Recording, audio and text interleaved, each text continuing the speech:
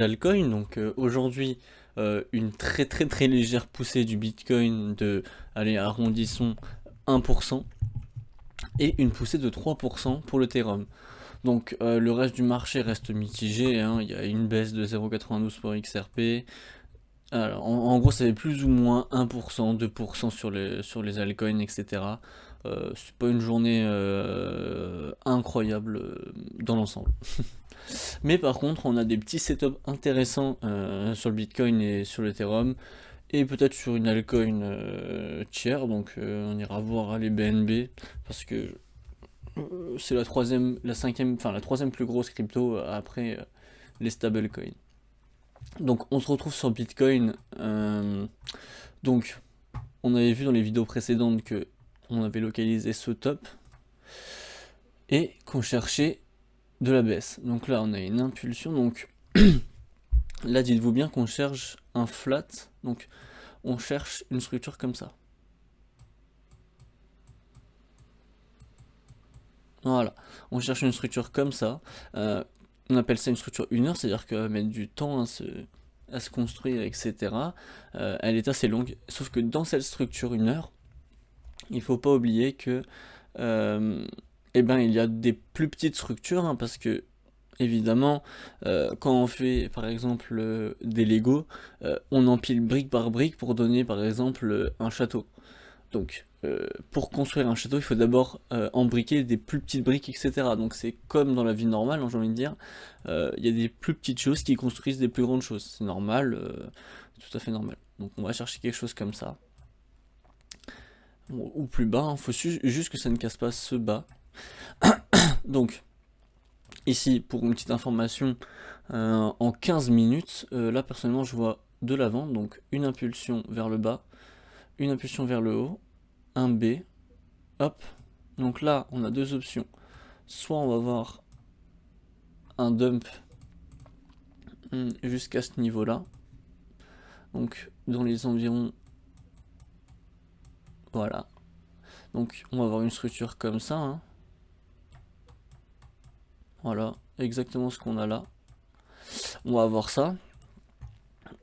Ou alors, on va avoir une impulsion encore, puis une baisse. Dans tous les cas, ici, on cherche de la vente évidemment, parce que le running n'est pas validé. Il faut encore qu'il tombe un peu plus loin. Il faudrait au moins jusqu'ici. Au moins. Il peut aller un peu plus bas. Il peut venir faire une fin de structure ici. Donc voilà, il faut vraiment qu'on aille vers le bas, hein. Ça serait rare. Pas impossible, mais très rare d'avoir un running qui se termine aussi short, quoi, j'ai envie de dire, aussi court dans sa correction. Là, pour moi, c'est trop faible. Il faut au moins qu'on ait une correction qui arrive là, quoi. Au moins, dans les 20 002 et 20 002, etc. Donc voilà, après qu'on ait chopé ce dump, on va chercher de l'achat pour une future structure 4 heures de baisse. À ne pas oublier ça, hein. La structure 4 heures est ce qu'on recherche, donc on recherche de la vente jusqu'à ce bas.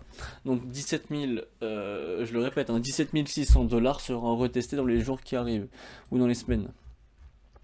Donc pour Ethereum, on avait encore une fois la structure qu'on a mis hier.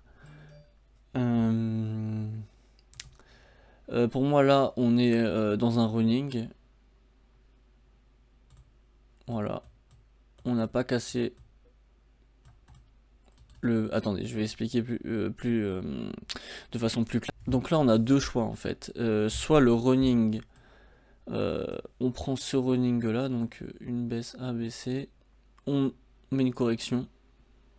Tac, tac, tac. Donc ça, c'est la B. Donc la A, la B, la C, qui ne casse pas le top, ça n'a pas cassé, hein. Hop, hop. Et donc l'impulsion vers le bas. Voilà. Ou alors, on considère que ça c'était l'impulsion, ça c'est la A, ça la B, la C, et donc là voilà, on va avoir un beau petit running. Dans tous les cas c'est de la vente.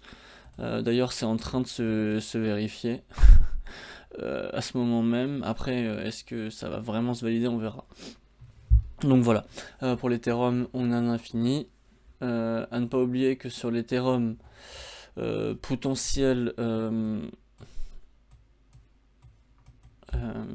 expanding flat, donc revenir tester le bac directement, mais ça on y croit moins. On va chercher une structure d'achat qui va venir au moins jusque là, au moins dans les 1100 pour remonter et ensuite valider une 4 heures. Le BNB, on l'avait vu.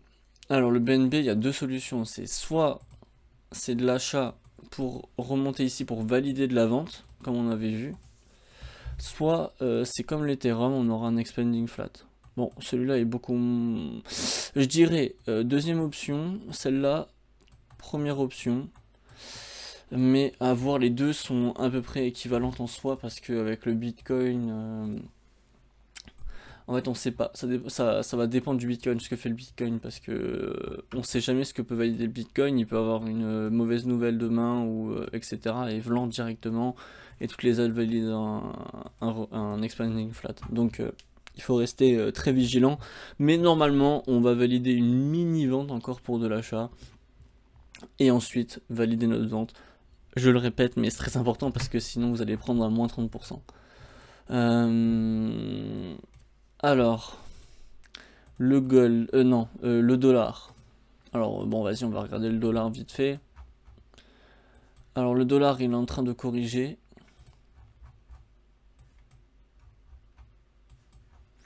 Alors, il peut très bien... Bon, on peut voir qu'il a faim, là, mais... Alors, là, on peut très bien avoir validé un 1, 2, 3... et venir comme ça. Donc on peut faire ça pour ensuite valider de l'achat, ou alors on va avoir un running flat. Voilà, donc dans tous les cas, c'est on attend de la vente et ensuite de l'achat pour du dollar. Le S&P, alors le S&P, j'en ai baissière apparemment, hein. J'avais pas encore regardé les marchés aujourd'hui, mais voilà. Bon, après, je vous rappelle que très peu probable, encore une fois, si on valide ce running. Bon, il y a peu de probabilité qu'il le valide tout de suite le running. Moi, je pense qu'il le validera plutôt dans ces eaux-là. Donc, revenir, encore traîner un peu et revenir descendre ensuite. Après, il faut attendre un buy setup. Parce qu'on peut très bien revenir valider ce running, donc revenir casser un peu le haut, hein.